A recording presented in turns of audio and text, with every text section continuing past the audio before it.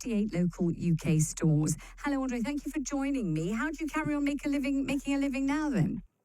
Hello, Vanessa. Thank you for having me. Pleasure. I think customers, we've been preparing our customers now since 1 year, really, to switch to refillable options, to pre-filled options. And so there's plenty of choice now for customers to, switch on. So I'm not too worried. And you're not worried. So explain how incredibly popular disposable vapes were, and whether you are angry that the government has materially affected your business in this way and changed what you're allowed to sell and changed, presumably the amount of money you can make, or whether you think it was the right thing. What are your thoughts about it all? Well, I think angry would be a strong word, but I can understand on environmental reasons. By all means, ban disposables.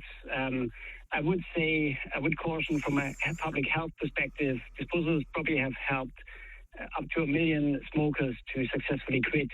So I would say the wisdom of banning disposables, which are far less harmful than cigarettes, while cigarettes are still legally available everywhere, I think it's probably a questionable logic, and I think it sends potentially a very wrong message.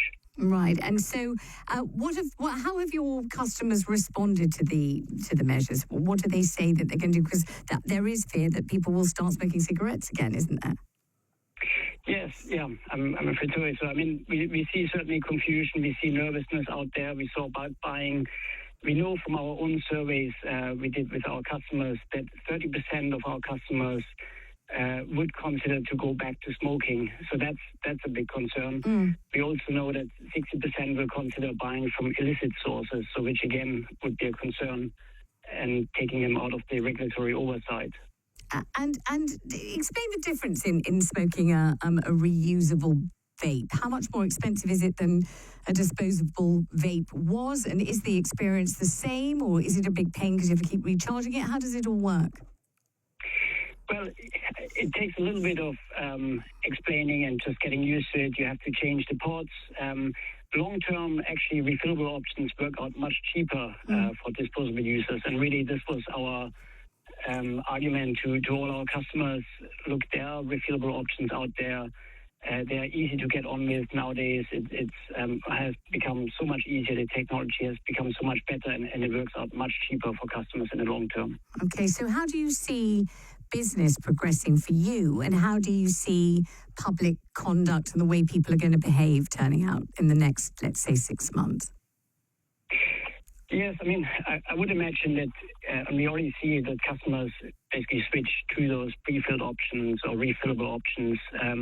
I think my really word to the government, also to the media, is there's a lot of confusion. We know that 50% of the population nowadays thinks that vaping is as harmful as smoking, which is just far from the truth. We know NHS, Public Health England are very strong, supporting vaping as a far less harmful option. And so really the message which should go out to the smokers there is, if you can quit completely, that's great. If not, switch to vaping. It's the best thing you can do for your health as a smoker.